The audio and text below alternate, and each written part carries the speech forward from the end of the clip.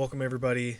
I am the Midnight Chronicler, and I'm bringing to you guys tonight a spoiler free book review for The Name of the Wind by Patrick Rothfuss.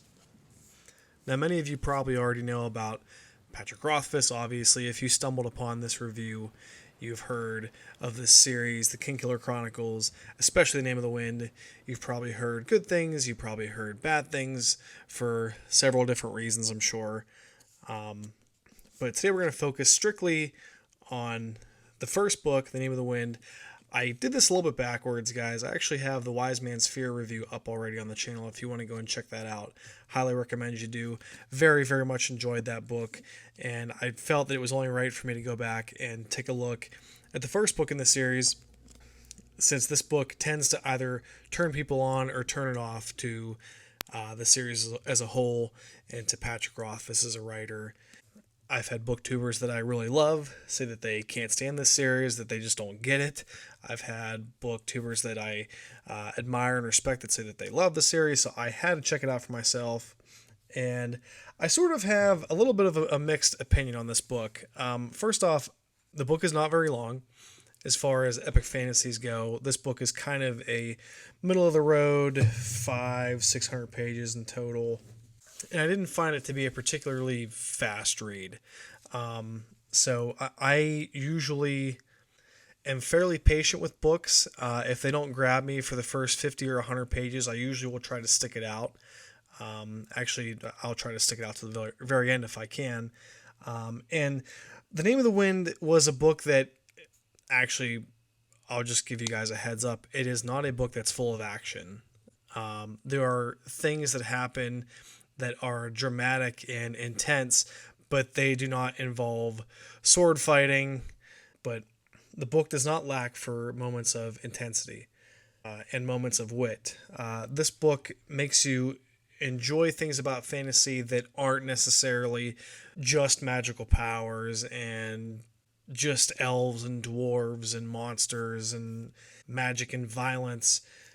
The book makes you kind of really take a very personal, introspective look at the main character, Kvothe, who is very interesting to follow for a number of reasons. He's a very, very hyper-intelligent main character, but with that hyper-intelligence, Kvothe also has several weaknesses where he's very overly confident, and that gets him into trouble.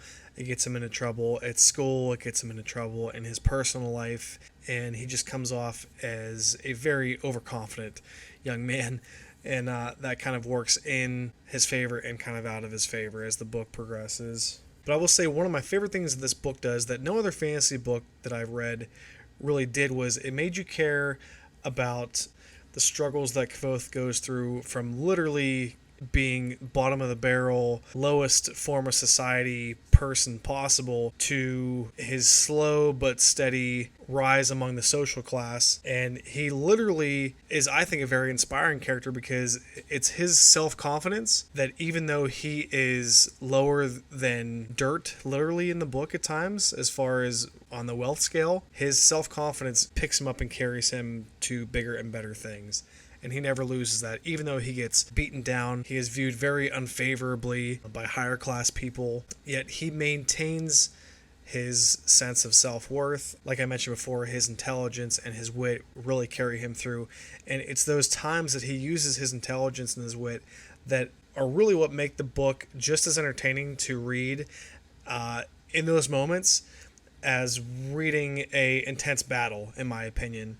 I would compare, there's a scene in this book where he's kind of, I'll be very vague, he's kind of having a back and forth with one of the teachers, and just the way that he uses his intelligence to find logical fallacies or try to outsmart the teacher is just as fun to read and intense as literally any action scene that I read in other fantasy books.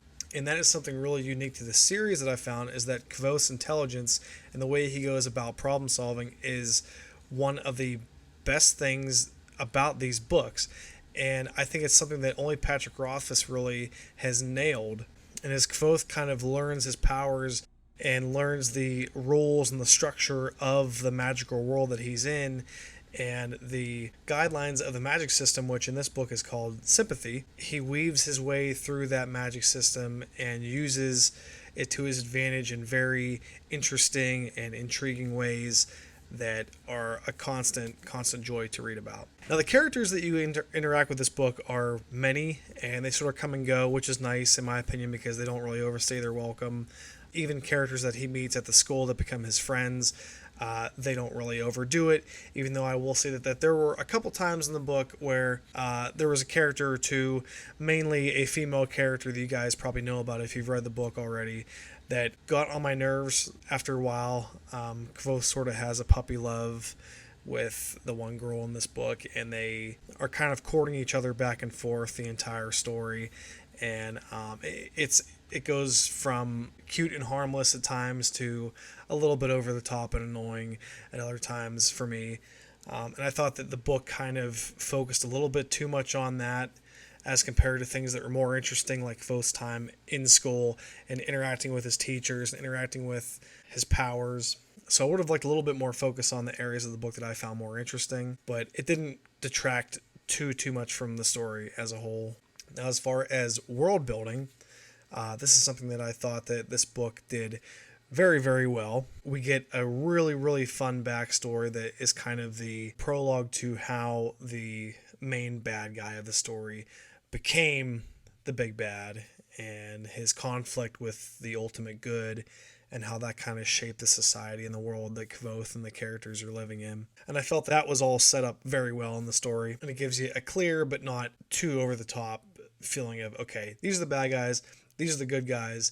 Kvothe obviously kind of has some connection to all of this, and going through the story and, you know, the things that happen to him and his life definitely give you that connection, and it's obvious that he plays a role in this ultimate fight with good and evil.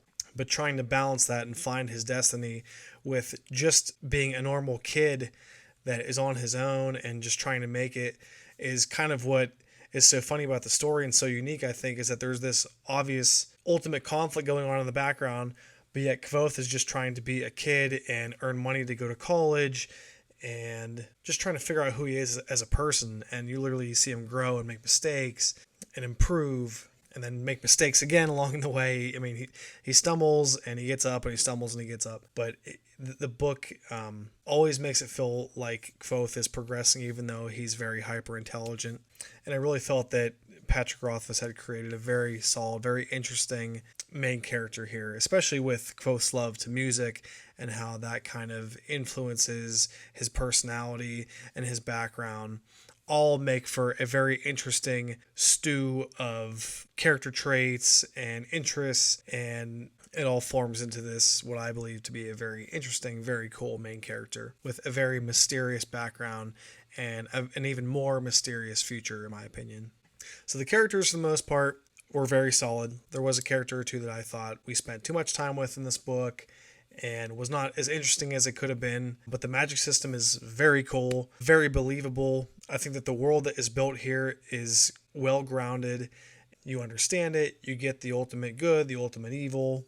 And Patrick Rothfuss finds a way to make the main character Kvothe's journey personable, but yet very interesting, and it keeps you engaged the entire time. Now, you guys all know, I'm sure you've heard before you got to this video, I'll say it again here, it's not a shock at all.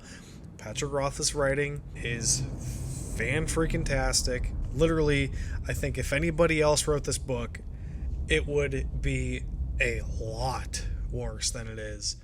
Like I said, the story is still fairly good, but if it was written by a lesser author, I don't think this book would be as praised as it is. Or the series. Now that changes with The Wise Man's Fear. I think The Wise Man's Fear is an awesome book all around. The Name of the Wind, I think overall though, is, while very entertaining and very interesting, and it sets it up well, it is a book that's much more focused on kind of the mundane parts of Kvothe's everyday life. You know, going to school, playing his lute, trying to earn money. You know, these things by themselves are fine. Patrick Rothfuss makes them interesting and intriguing, but it doesn't mean that all of a sudden they're the most interesting things in the world to me as a reader. But like I said, Patrick Rothfuss, and probably only Patrick Rothfuss, made all of that interesting to read.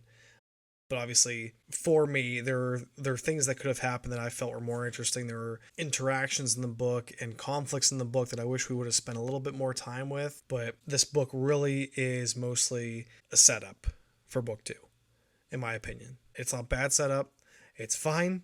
But I think you can probably tell already from the review that I'm sort of hot and cold on the book. I could see how that wouldn't exactly entice people to keep going. For me, it did because I happen to appreciate something like that, but I totally get it if that does not keep you hooked, and I don't blame you in the slightest if you decide to move on from this book.